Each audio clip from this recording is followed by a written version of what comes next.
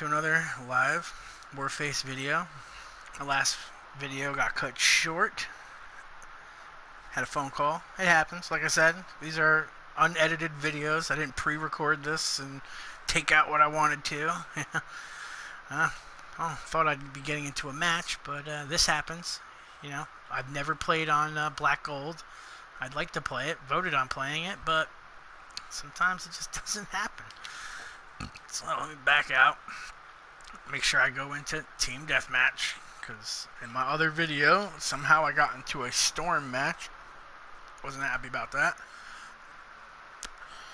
So now, let's try to get in some Team Deathmatch. That didn't take long. And now I'm actually going to start looking at the lobby before it gets in and starts, because if you check it out quick enough, you have the opportunity to change your class before it starts. Like, we got a medic on the team. That's what I wanted to check out. There was no medic or engineer, really. Maybe I'd want to pick that class and try that out, just in case the opportunity to heal someone comes up. And you're probably going to hear me say I haven't played this map quite a few times because I'm new to this game. I didn't start from my day one experience on this live channel, but I did just start. Oh, I actually do know this map. Commented on it before, and I believe I was sniping last time around. I'm gonna go with the PS4. Go up this side. I feel like I should have got that, or at least my team should have finished, but whatever. I was discussing in my last video before it was cut short due to a phone call about how I got into first-person shooter games, so I'm going to continue that conversation. And in case someone didn't see the last video, I'm going to pretty much start that whole conversation over. So I apologize to those who did see it and coming back. Alright, so like I was saying in the last video, it goes back pretty far. I think my first shooter game was Duke Nukem on the computer, not the remake on PS3. So I'm old, not old as dirt old, but I'm old, and that was it. That was the start for me right there. A bunch of sidestepping. I remember when you didn't have to aim up. Everything you could kill was pretty much on the same level as you. But yeah, not like that anymore. I can't believe I'm making it all the way around this map and haven't run into nobody yet. I feel like I'm going to flank someone real soon. Oh, I think I gave away my position now. Let's throw a grenade behind me. See? That's probably the first planned grenade kill I got. Whoa. They all spawned in front of me. Alright, so Duke Nukem was a start. I didn't play a lot of shooting games growing up, Definitely nothing like it has been the last 10 years, that's for sure. I think the first actual first-person shooter I ever played, multiplayer. It was multiplayer, even though it was split screen, it was multiplayer. Teammate, I thought I could save you, but I didn't. Whoa, alright, now we want a sniper. Just to get sniped. Good shot, buddy. So yeah, I played some GoldenEye, because that's what my friends like to play. I wasn't, it was more like a racing game, fighting game, Mortal Kombat, Shit. I mean, I started out on Mario Brothers, and not playing it until I learned how to play, but I couldn't play it. I had to watch my sister play it.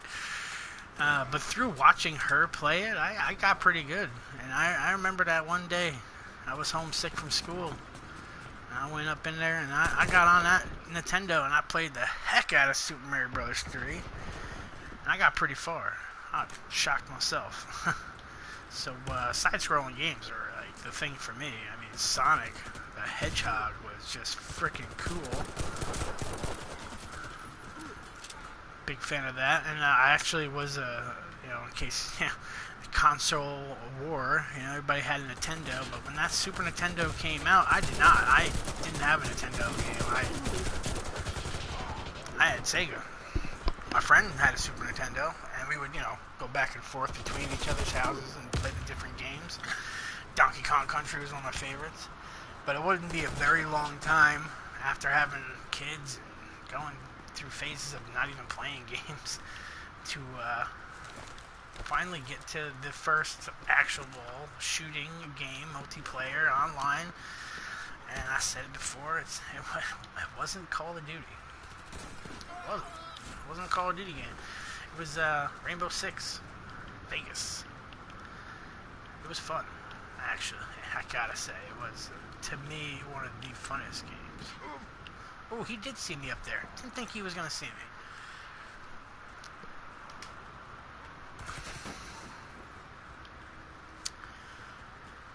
But, yeah, so I started with Rainbow Six Vegas 2. Not even Vegas 1. It was Vegas 2.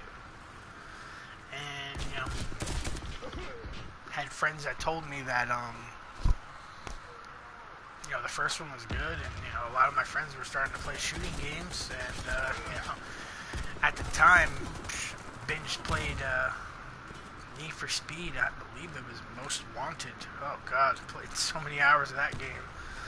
But yeah, with my newly acquired best friend at the time playing shooting games, and that was it. That's what I gravitated to what my friends liked to play. Even though I couldn't play it well, I didn't try to really. I just was playing, and then come to find out, I wasn't that bad. I wasn't that bad at all. Wow, I feel like I should have a sniper. I just got knocked down. I didn't get that kill. And that's what I was talking about with them other shotguns. Why I like the striker, you see what happened to him. Like, he was point blank. He got off 3 shots, but he didn't hit me. His accuracy wasn't good enough for that. Yeah. Alright, so Vegas 2, good start. Love that game. I like that you could, make custom games, invite your friends, fill up the lobbies how you wanted to. Pick my map. I didn't have to play, like, I get to play this map right now, but that's for now. The next map, it's going to get voted on. It's going to change.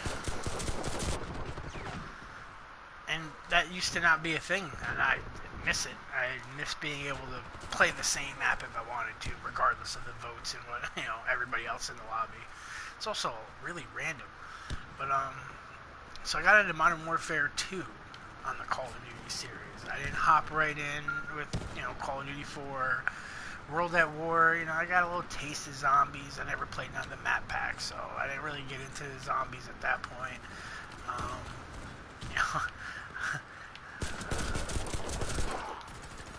As far as a zombie player, I was looking to survive, to round 10, which as everybody knows now, round 10 is not all that great anymore.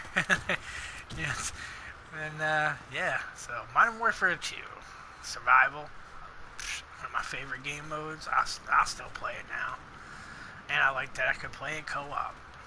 Me and my other friends could sit there, 4-player, just, zombie survival, just a little, it was tough for me anyway. Pop, pop, pop in the back. Alright, so pistol is definitely working a little better for me this time around. Wow, see, I don't understand. I can get one hit with a pistol. I can't serve a one hit with a pistol. Alright. Oh, that was another thing that I remember that I used to think was, obviously a lot of people don't like, is that you used to be able, in Vegas too, to frickin' shoot that pistol across that map with such accuracy. It was like a pocket sniper. And, it was good because, playing on maps like the Villa I always played on, it was a short-range map. But there was some long engagements you could get into. So having a pistol that you could take out and use as a sniper, like for example on the screen, if there was somebody up there, I could easily pop. And you see the recoil. I'd be lucky to land a shot or two from this distance. But in that game, it was nothing. And it just as many hits at this point as it was to be across the map. The pistols were like shotguns in that game. Loved it. But enough about a game that's long gone, and I'm sure nobody plays anymore. And I've even hopped on it for some nostalgia purposes, but it's not the same. The games evolve. It's a good thing. It's a good thing. It's not bad. You get on old games and you realize, you can't really play them as good as you used to be able to. Some people are like, I've even had problems playing games like I am right now, hopping on another first-person shooter and expecting it to be advanced, or as Call of Duty is, in my opinion. It's impossible. Well, that was a good headshot. So it is a one-shot kill with a pistol headshot. That's cool. But yeah, shooting games come so far. It's real hard to fall back into older games. Like, even going into older Call of Duty games, it's like, what happened? I used to play it so well, and now I'm getting worked. Or sometimes you go into that, Black Ops 1. There's a good example. Or even Modern Warfare 2. Like I said, I've gone back into that game and murdered people. Did better than I did when the game was out and I was playing it all the time. It happens. Alright, 15 and 14. That's not too bad. Yeah, I mean, shoot. But shooting games evolve and move on.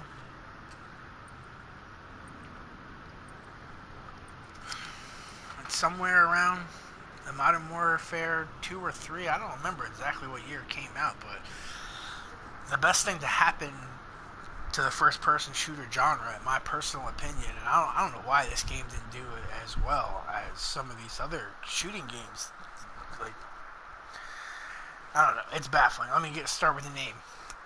The name of the game was Massive Action Game. That was the actual name of it. Massive Action Game. And the reason why it was called that is because the number of players that you could have potentially on a map, depending on your game mode. First off, the smallest game mode that you could play in was Suppression, it was called, and it was 32 versus 32. That was bare minimum. You couldn't do any lower than that. And with 32 players, you had 4 squads working together.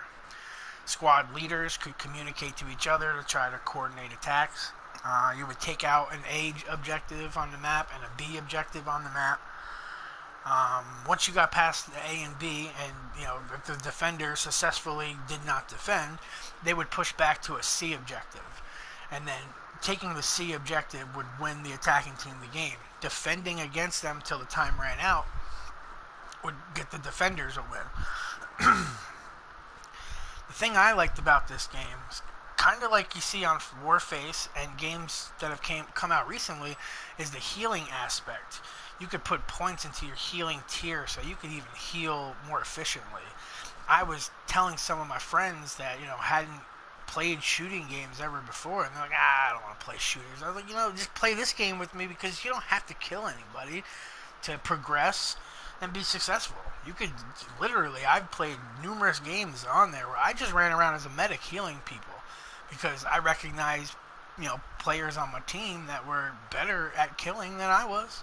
A lot of long-range engagements, and I'm no good with a sniper. I tried on that game. I did. I tried snipers on all games. I'm probably the best with a sniper rifle on Warface right now, honestly. I suck with snipers, and it's never a bolt-action sniper. I can't ever use any of those.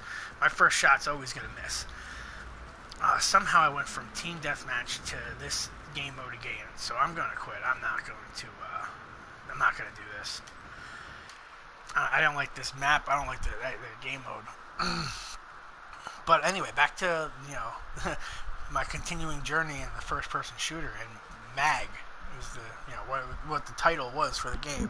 It was short for Massive Action Game. It was called MAG, and the healing aspect, like I was saying, was so incredible. But the camaraderie, is that the right word? I think that's the right word. Just in the game was like you needed a good team. You needed to have a mic. If there was no microphone, there was no communication. You were going in looking at a loss. You knew you were going to get a loss. If you went into the lobby and you're trying to talk to your squad mates and 7 of them aren't talking back, oh man, like you running around with a squad that doesn't follow directions, doesn't have a direction, it's so difficult. But this game, it didn't matter. Everybody that got on this game knew this. They knew what they were playing. They knew that you had to have a microphone. You had to have some way to talk to people.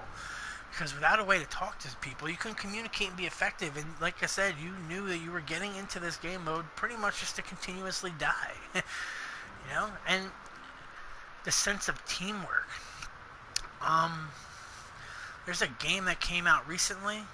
Or I don't know if it's recent or an old game. I just came across it recently. And they have factions in their game. Like immediately you pick from one of 3 factions. Well, in MAG, you were stuck with that team, that faction, until you let's use Call of Duty terms for people that are probably more familiar with that, until you prestiged. Which means you had to max out your level. I believe it was like 75 too, or 70. It was pretty high up there. So you had to max out your level before you could change factions. And Sever, Raven, Valor, those were the 3. Sever was like your gritty, terrorist, AK wheeling, regular RPG launching, bad guys, so to speak, Then you had Raven, who was like the high-tech, newest equipment, smooth, sleek, almost like some special agent only team, we'll call them. I don't know. I never joined that faction, nor did I join Valor, which looked like your typical army, team. Green and fatigues, and that's what it was. Whereas Sever, the team I picked, was bandanas and raggedy clothes and guns tape on them and stuff. They looked real gritty, and everybody had their own selection of weapons depending on the team you're on. Close, where I might have an AKS for you and somebody else has got a Uzi, or the AC-2000 on the other team. They were pretty close in stats, but they were all different. So you got a sense of teamwork, man. Everybody that played MAG that I knew, we took pride in being on our faction. Sever's the best, and they had the weekly stats, I guess. I don't even know how to explain it, but in the different game modes, if you won, your team was primarily winning in suppression game mode, your whole faction would get a bonus for that. So playing in suppression, and there was, I don't remember all the game modes, honestly. It was a long time ago, but like I said, the minimum was 32 on 32. The maximum was 128 versus 128. And then where there were squads of 8, there was platoons of 32. And platoon leaders, it was, man, I didn't play a lot of, I think it was called Domination or something like that. I didn't play a lot of that because it was just, it was long. And I think that was the biggest complaint. You had to wait for 256 players to get ready to go, to have 2 even teams. And, people sometimes quit. They find out I'm spawning on this side of the map, and we're attacking, we're not defending. So there's so many objectives you got to take out before you can get to the center of the map where they're defending. The only thing I can really suggest is go watch some gameplay. I think you should watch some gameplay on YouTube of MAG and get an idea of what I'm talking about here. Because it was a fun shooting game. It was so competitive, and I wish I still had my PlayStation 3 with my old friends from MAG, because I feel like we would still be playing today on other games, because it's almost like a family. It was a Sever family. We were it was awesome. And then other games come out. You can't play one game all the time. So that happened. Other games came out, newer Call of Duties and such. and Mag kind of went to the sideline for me for a while. You know, I'd still hop on. I had, you know, my buddy Zell, you know, play, man. He was the biggest pusher of that game for me, man. He really wanted, you know, we enjoyed playing together a lot. And like I said, you know, it was a family thing. You know, he even had trouble converting to other first-person shooters, you know, because they weren't, you know, playing Call of Duty, it's like, you know, you're good. You know you're good. You know you got an advantage. You know your sensitivity. You can play on max, and you can swing around quick and shotgun this and pistol people like that. And the maps were so much, you know, you would think coming from Mag, which was a huge game, huge maps, you know, like going to Call of Duty would seem like, you know, downgraded, smaller maps, you know, it'd be easier to play, kind of. It wasn't. For a lot of my friends, it wasn't just me. Like, it took getting used to it. Where I took the time to get used to it, I know a lot of people that didn't take the time to get used to it because it was hard. And depending on what game you were coming from, it really depended on how hard it was going to be. Yeah, we got a little piece of him. Hope my teammates don't let him in. See that? For all I know, we switched spawns. I don't even know. I feel like I came from the other side, but I don't know. Maybe I'll watch the video again and see what happened there. I feel like.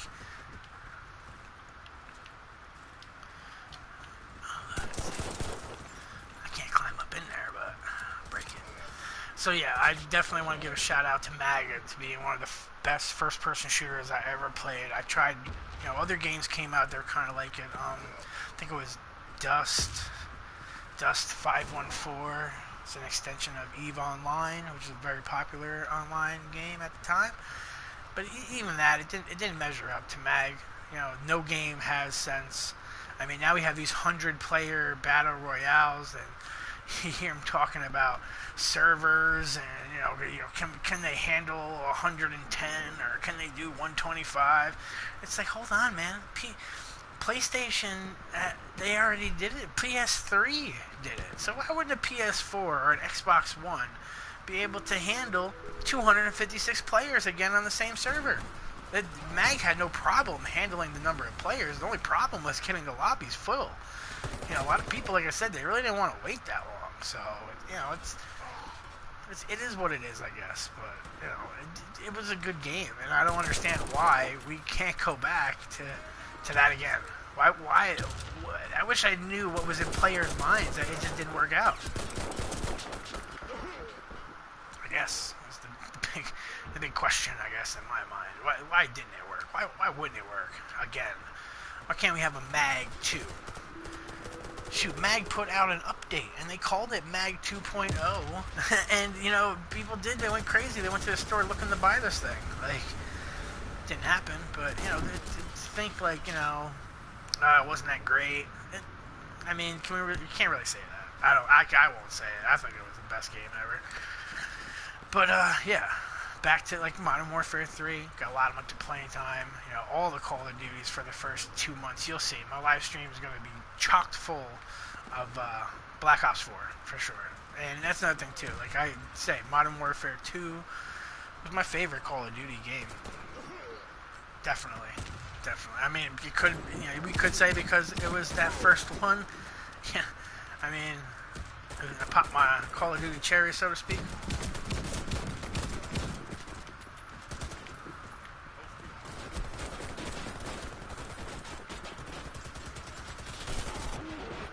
Oh, I guess you can't knife while you're holding your med bag, but I got to heal somebody, so that's pretty cool. They probably didn't know that was going to happen. Hurt. And then, you know, missing Mag, they stopped supporting that game, actually, PlayStation Network. I believe it was like 3 years ago, 4 years ago. I mean, I have a friend with a PS3 who still has the game on his PS3, even though he can't play it. You know, just, you know, hoping and praying one day we'll be able to go back and, you know, do it.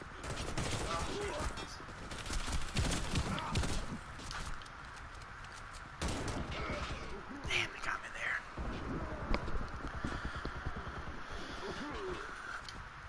Alright, I'll probably play out the rest of this game. See how I do with this shotgun I swapped out. I did pretty good last time around with it, so who knows? Then I'm gonna call it quits. Oh, that was a good one. I feel like that shot went high and got him right in the face.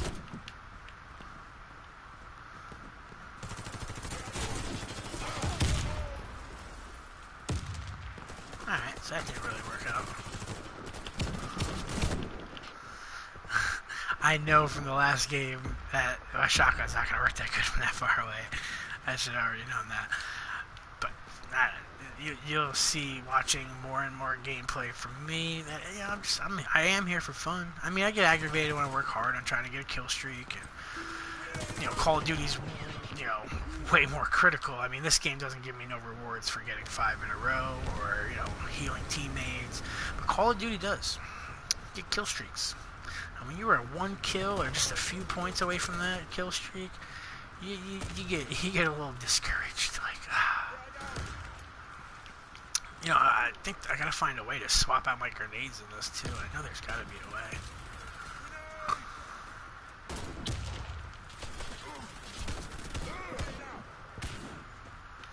Well, that didn't really happen.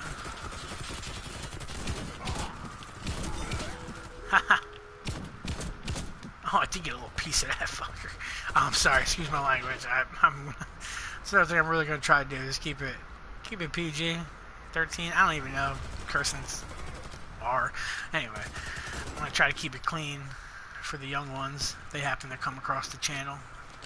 I don't need baby mamas, grandmas, and aunts and uncles, and, you know, everybody's got an opinion about what a kid should be exposed to.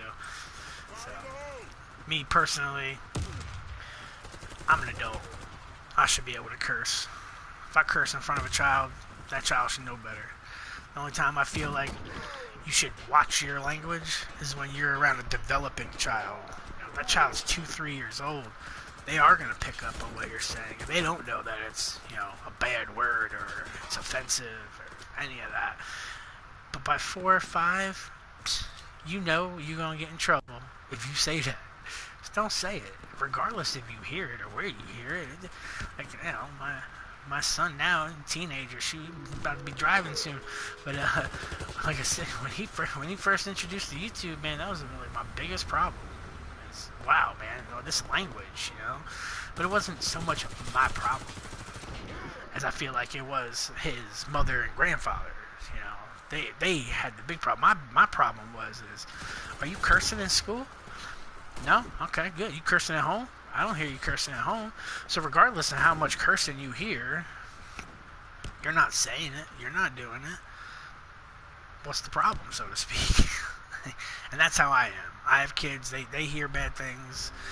They might watch a YouTube video, and, you know, they don't know that this person's going to get mad and curse out loud. So it's, as long as they're not excessively F this, F that, you know, talking about, you know, inappropriate things for children to hear or know, and yeah, it's not a big deal, because I want my kids to be exposed to things so that they know better. You know, if you don't know something's bad because you've never been around it, to get those, you know, inappropriate feelings. You know, when a kid does something bad, they know it's bad because they can feel it. You know, they get that feeling like, oh, I just said a bad word, so they cover their mouths, or they try to, you know, brush it off like nobody's seen it, heard it. You know, that's where I'm coming from. I don't think it's a big deal to be cursing. You know, you watch what you do in front of your kids. You know, they want to be just like you. So, and you don't want to seem stupid in front of your children, because they're gonna learn eventually, at some point, unbeknownst to you, that people curse because they ain't got nothing better to say. They're not smart enough to come up with a different word, so they just fill it in when they're angry and at their most stupidest moment, and they curse. So you're gonna look stupid at some point to your children too. Nobody wants that. So on that note, don't look or sound stupid in front of your kids. Anyway, it was a fun game. On that note, subscribe, like it, click the like button, click the notification button, hell, you should want to know when I'm coming online, right? That's a good way to know. Click the notification button. And then when I go online, your phone or device will go pa-ting and let you know I'm here. I'm playing. I'm talking. I want to know what you want to talk about. The only way to let me know is get on here, comment, let me read it, and then let's talk about that. Sorry, I don't want to use other people's catchphrase. Like I said, I watch Good Mythical Morning, so that's what they say. So let's talk about this. Might be too close, but either way, I feel like it's a hats off to you guys. You know, let's talk about it. Have a good night. Thanks again for watching.